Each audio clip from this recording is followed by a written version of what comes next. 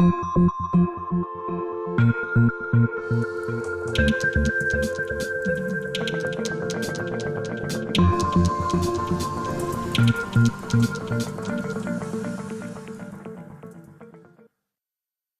tal? Les habla Jorge Gestoso. Bienvenidos. En el programa de hoy hablamos sobre el futuro de la inmigración en los Estados Unidos, de los soñadores y de los beneficiarios del estatus de protección temporal conocido en inglés por sus siglas TPS, con Abel Núñez, director ejecutivo de Carecen. Abel Núñez, una cálida bienvenida al programa. Gracias por tenerme. Abel, Jeff Sessions, el ministro de Justicia, diríamos en nuestra América Latina, el secretario de Justicia en Estados Unidos, por abajo de la mesa casi, está haciendo cambios importantes en lo que tiene que ver con la legislación de... Cuéntanos. Bueno, hay que reconocer de que Sessions, el fiscal general de la Nación, ha tenido una trayectoria larga de ser antiinmigrante, racista, y ahora como secretario del Departamento de Justicia tiene una autoridad bastante grande para cambiar de cómo se hace todo lo que tiene que ver con la ley migratoria, ¿verdad? Cómo los jueces tienen que actuar, el número de casos que tiene que hacer. Y lo muy interesante, a pesar de que se ha oído mucho del programa de los jóvenes, del programa temporal y de otros temas de inmigración, él muy calladamente está cambiando las reglas de cómo se va a ajustar todos estos casos, principalmente de asilo. Lo que él está proponiendo es de limpiar. Hay que reconocer de que en el programa de asilo hay una espera más de 5 años. Y él dice, y ha dicho públicamente, de que este programa tiene mucho abuso, ¿verdad? Y gente que no tiene casos válidos. So, él, para agilitar el proceso, está cambiando las reglas, y lo que va a hacer es de que todas las personas que aplican de último salgan primero. Eso quiere decir que le va a imponer a todos los que ajustan estos casos a metas numéricas para asegurar que empiecen a disminuir los casos de espera. Esto es muy importante reconocer, porque eso puede limitar la justicia de que estas personas que vienen huyendo de situaciones muy complicadas, que pierdan la capacidad de poder quedarse en este país. O sea que es más de lo mismo, hay un sentimiento que se va afirmando contra los inmigrantes, contra los extranjeros, contra los refugiados. No, sí, eso está claro, es una ideología. Y aunque tal vez el presidente del día a la noche cambie su manera de pensar, hay personas alrededor de él, como es sus asesores, como el secretario Jeff Sessions, de que están aplicando lo que ellos siempre han querido hacer, que es limitar la migración en total, la irregular y la legal a este país, y están usando los instrumentos del Estado para cumplir con esa meta. ¿Qué importancia le das tú, o cómo lees tú, esa fecha del 5 de marzo que acaba de pasar, que era una fecha límite en donde teóricamente dejaba de existir el programa que se llama en inglés DACA, es decir, de acción diferida, que de alguna forma era el estatus que le permitía permanecer en el país a los llamados soñadores, a estos jóvenes que llegaron al país con menos de 15 años de padres y llegaron como indocumentados. ¿Qué es el futuro? Bueno, el programa de DACA, ¿verdad? El programa que en realidad mucha de la población estadounidense apoya y quieren que se le resuelva, fue un programa que fue creado por el presidente Obama por orden ejecutiva. Solo que quede claro es de que sí, el presidente tiene toda la capacidad de terminar el programa, pero en la manera que lo hace hay ciertos procesos. Entonces, la fecha marzo 5, que fue el decreto que él firmó, que era cuando iba a terminar. Que iba a terminar DACA. Va a terminar DACA. En este momento lo han retado en el sistema judicial, en las cortes. Hay diferentes casos en las cortes que dice de que en la manera que él quitó el programa fue inapropiado. Por lo tanto, los jueces han parado la fecha. O sea, lo que han dicho es, en este momento todos los jóvenes pueden seguir renovando su permiso, aunque ya están afuera de esa fecha, aunque técnicamente el 5 iba a terminar. En este momento todo ha parado. Eso implica de que los que tienen DACA van a continuar con ese programa y van a poder renovar hasta cuando las cortes dicten que el programa sí ha terminado. Lo que sí pasó es que los que no pudieron renovar fue que cuando en septiembre el presidente dijo en 6 meses yo cancelo DACA, a partir de ese momento hasta marzo no pudieron reinscribirse los que de alguna forma se les vencía el permiso más allá de septiembre. Exacto, había un proceso muy complicado y en las cortes eso es lo que se está peleando en los juicios. Ahora, puede ser que haya una conclusión a favor del presidente Trump, pero mientras eso pase, lo que la Corte ha dicho es de que los jóvenes pueden seguir renovando su permiso. Limitaron a que no puede entrar ninguna nueva persona al programa, pero si se le vence a una persona marzo 6, en este momento pueden renovar su estado de protección y extenderlo 2 años, porque eso es lo que dura el permiso en este momento. Por lo tanto, ha dado una ventanita de alivio, aunque corta, porque la Corte va a llegar un momento que sí va a dar su juicio o a favor de las personas que solo hablaban del proceso o a favor del presidente que le dan la autoridad de terminar. Y en ese momento sí terminaría el programa. ¿De cuántas personas, de cuántos jóvenes estamos hablando? Bueno, en el programa de DACA en este momento hay estimados de 800,000 jóvenes que están registrados en el programa, ¿verdad? Aunque la clase que supuestamente calificaba era de 1 millón, pero por muchas razones no todas las personas solicitaron esta protección. Y una de las razones principales era el miedo de entregar toda su información a inmigración y que después inmigración compartiera eso con la fuerza de policía migratoria y los podía poner en proceso de deportación. Entonces, por muchas razones, esa siendo la principal, mucha gente no aplicó, pero en este momento tenemos casi cerca, o un poquito más de 800,000 personas protegidos bajo el programa DACA. Tú sos el experto en este tema. ¿Qué te dice tu instinto? ¿Cómo termina esto? Yo creo que al final le van a dar la autoridad al presidente de terminar el programa. Yo creo que con el tiempo que ha pasado, que está en juicio, le han dado el suficiente tiempo para que la gente renueve. Y van a extender a personas un poquito más tiempo, pero yo creo que cuando la Corte dé su decisión final, desde ese momento termina el programa y los que pudieron renovar van a tener el permiso por 2 años más. Pero no van a necesariamente tener el camino a la ciudadanía. No, desdichadamente ni el programa DACA y ni el programa TPS, que vamos a hablar un poco después, tienen un camino directo. Ahora, cualquier persona puede hacer gestiones y evaluar si hay otros mecanismos de poder ajustar, sea por familia, sea por trabajo o por cualquier otro mecanismo que la ley le autorice. Abel, te invito a hacer una pequeña pausa. Estamos hablando con Abel Núñez, él es el director ejecutivo de Carecen sobre el futuro de la inmigración en Estados Unidos, el futuro de los soñadores y de los beneficiarios del estatus de protección temporal, conocido en inglés por sus siglas TPS. Ya volvemos.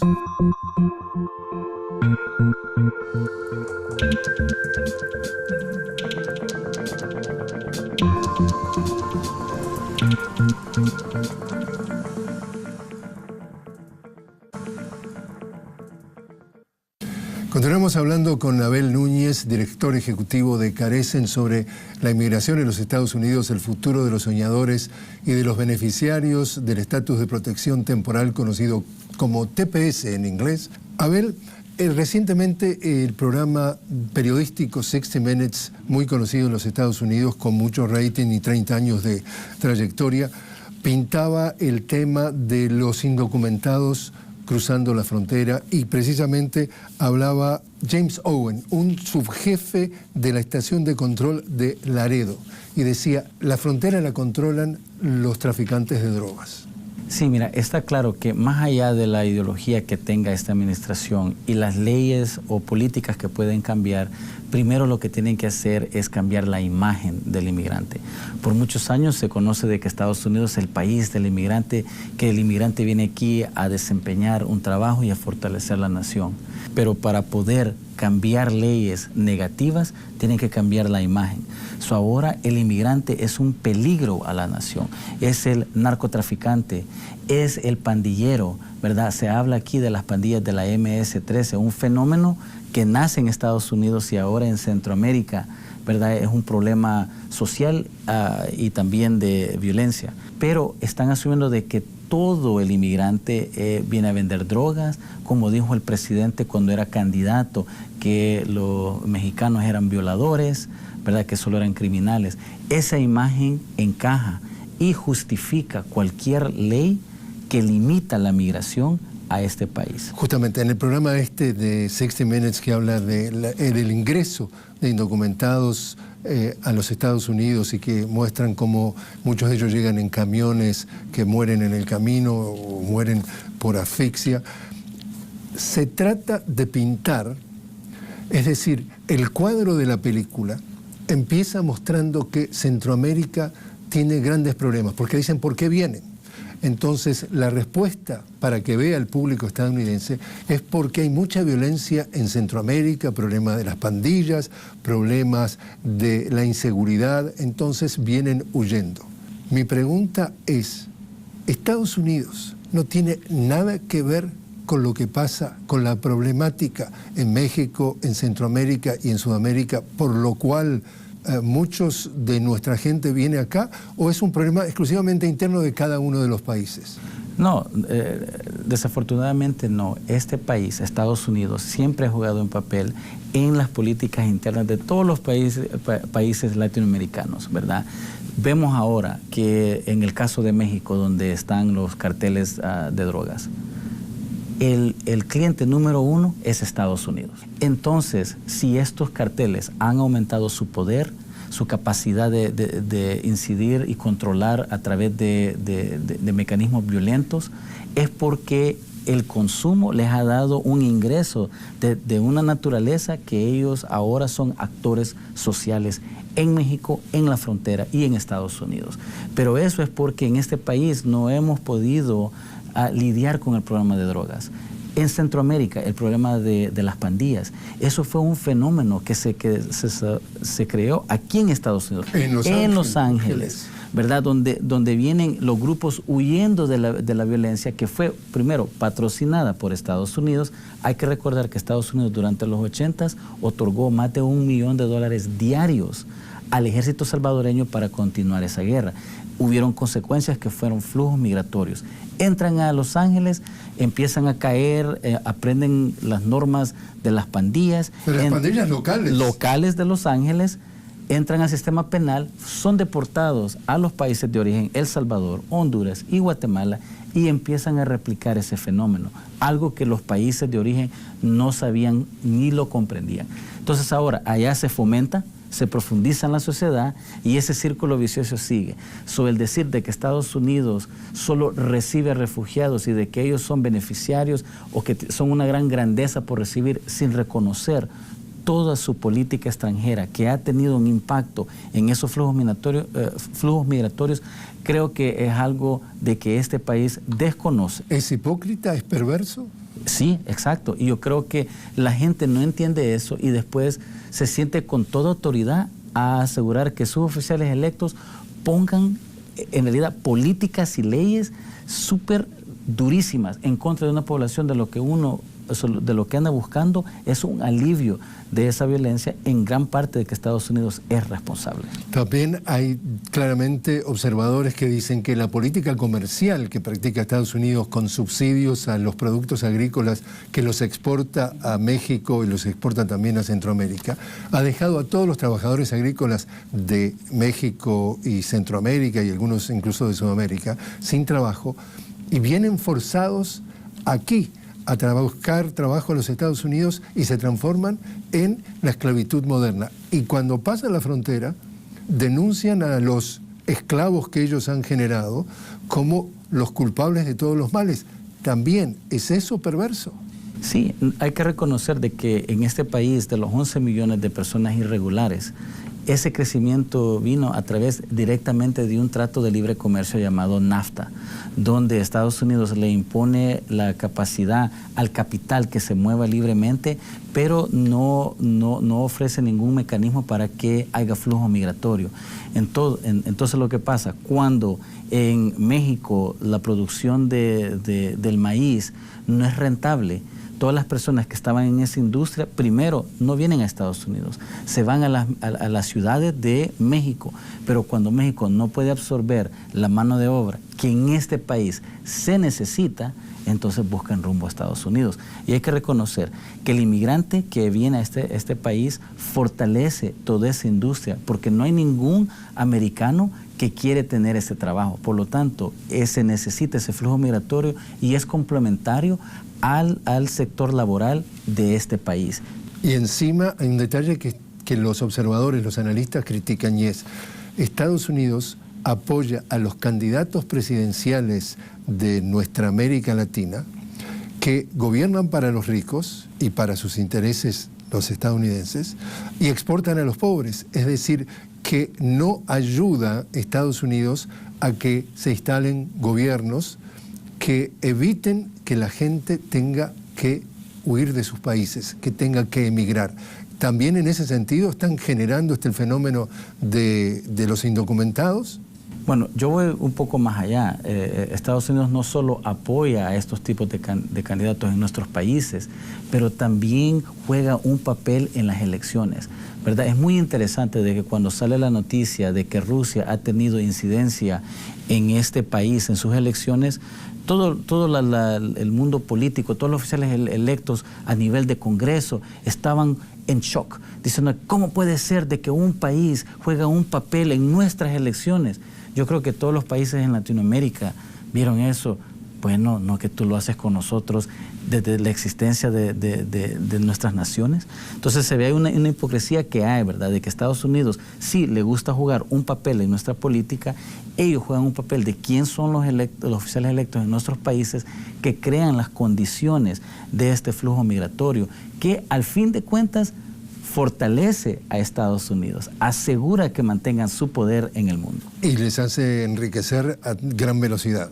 Sí, y eso sí, y también a la clase rica en nuestros países. En ese caso, los medios de comunicación, cuando yo te cuento que un programa del prestigio editorial como 60 Minutes pinta a estos indocumentados, como le llaman ellos, que atraviesan la frontera pasando las de Caín, que el fenómeno empieza desde nuestros países. ¿Con qué objetivo lo hacen? ¿Son parte de la idea de esta maquinaria de crearte, de manipular tu mente para pintar buenos y malos, y los malos, que son en definitiva la esclavitud moderna que ellos explotan acá, son en realidad lo que ellos han inventado en imágenes de los medios de comunicación? Mira, yo creo que son dos cosas que existen en este país. Uno es de lo que se llama el destino manifestado. Es una cosa que Estados Unidos piensa y cree de que ellos son el país escogidos, el mejor país del mundo que no puede hacer un mal. Y queramos o no, eso existe en todos los niveles de la sociedad, incluyendo en la prensa, incluyendo en la política, incluyendo en los trabajadores. La política que este país desarrolla hacia nuestras naciones va con esa visión. Y lo otro es de que en este país, desdichadamente, la política de migración se ve como un ámbito doméstico y no toman en cuenta la política extranjera.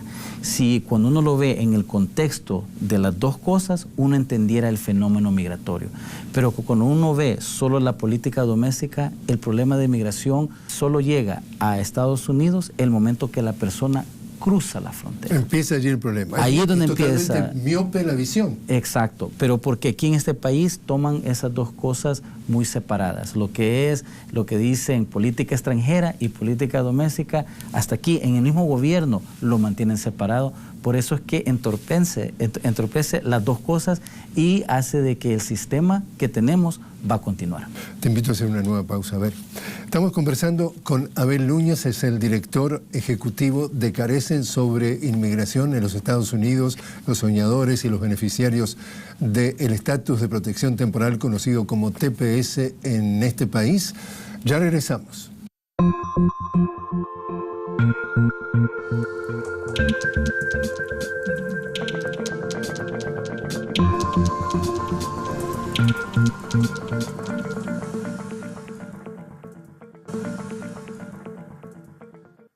Continuamos conversando con Abel Núñez, director ejecutivo de Carecen, sobre la inmigración en los Estados Unidos, el futuro de los soñadores y de los beneficiarios del estatus de protección temporal conocido como TPS. Precisamente, Abel, parece haber malas noticias para los beneficiarios del estatus de protección temporal TPS. Sí, bueno, para recopilar, ¿verdad? En 1990 pasa una ley en el Congreso donde le da la autoridad al presidente, al Ejecutivo, de proteger a nacionales que están en Estados Unidos cuando hay un desastre natural o un desastre político en el país de origen. Entonces, desde los 1990, han habido países que han tenido ese beneficio, sus nacionales protegidos. El Salvador, Honduras, Haití, además hay como 10 países en este momento que están bajo protección. Algunos africanos. Y algunos africanos también. La protección es de 18 meses, es temporal, pero cada 18 meses el Departamento de Estado da recomendaciones para ver si continúan el programa. Salvadoreños, nicaragüenses y hondureños tenían este programa o estaban bajo esta protección casi ya por 20 años. ¿De cuánta gente estamos hablando? Estamos hablando que la clase en total de todos los 10 países están cerca a los 400,000 personas. ¿Y de Centroamérica? De Centroamérica hay como 250,000 en este momento. ¿Como 200,000 salvadoreños? Sí, cerca, 192,000 salvadoreños están bajo esta protección. Ahora, la protección les da la protección de deportarlos y les da un permiso de trabajo. Y con limitaciones pueden viajar afuera del país, a su país de origen. ¿Y qué ha pasado bajo Trump? Sí, ahora, ¿qué es lo que ha pasado? Los presidentes y administraciones, demócratas y republicanos, han entendido de que ellos tienen que ver las condiciones del país de origen para ver si quitan la protección, porque eso dicta si el país está en condición para recibir a sus nacionales. Siempre han extendido el programa porque las condiciones en nuestros países no han cambiado. Pero ahora es claro que con Trump, él ha eliminado todos los programas, excepto el de Siria, ¿verdad? Porque Siria hay como 5,000 personas de Siria que están protegidos, pero ya sabemos lo que está pasando en ese país en este momento con su guerra civil, cosa que es muy difícil. Pero todos los otros países, Honduras, Nicaragua, El Salvador, Haití, los han eliminado, así como los otros países. Es decir, para decirlo de una manera muy sencilla y muy teórica, 200,000 salvadoreños, cuando se terminen los 18 meses, en septiembre de 2019, teóricamente deberían agarrar sus maletas después de vivir 20 años en Estados Unidos y regresar a su país, porque ya las condiciones que generaron esa protección temporal, según el gobierno, desaparecieron, y así 400,000 personas. Exacto, ¿verdad? Y eso es algo que piensan que la gente no desarrolla raíces en este país, que no ha creado vidas. Casi el 40% de todos los TPS, principalmente centroamericanos, tienen hipotecas, o sea, han comprado casas, algunos tienen negocios. Hay más de 200,000 niños nacidos en Estados Unidos que son ciudadanos americanos que ahora se van a encontrar en la decisión de que se quedan en este país con familia o regresan con sus padres. Otra vez la división de familia. Otra vez, y esto es algo muy crítico. Por último, entonces, Abel, ¿qué es lo que está haciendo tu organización Carecen ante todo este panorama?